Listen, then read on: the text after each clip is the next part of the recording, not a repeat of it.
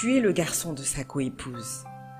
L'homme, malgré un pincement au cœur, s'exécuta et enterra le garçon dans l'arrière-cour. Sur sa tombe poussa un joli papayer qui donnait des fruits délicieux. Et comme ces fruits étaient sans cesse appréciés de tous, le père de famille en fut très frustré et décida d'abattre l'arbre et de le brûler. Il jeta ensuite les cendres à la décharge d'ordures du village. Ces détritus du dépotoir devinrent très appréciés des femmes du village pour leur qualité de matière lessivante très efficace.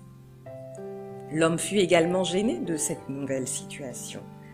Alors, il ramassa toute la cendre pour aller la jeter au bas d'une montagne. Là, apparut encore une source d'eau douce. Et quand les gens la découvrirent, ils partaient s'y approvisionner en eau potable.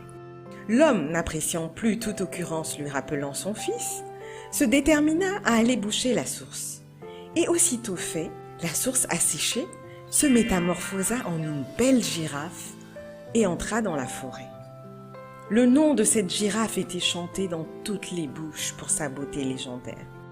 Ce qui déplut une fois de plus à l'homme qui paya les services d'un chasseur expérimenté pour aller l'éliminer.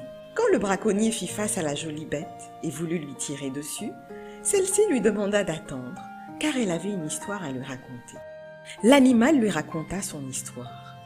Le chasseur, après avoir entendu tout cela, eut pitié de la girafe et fut très touché par l'injustice de l'homme qui l'avait chargé de venir abattre cette girafe.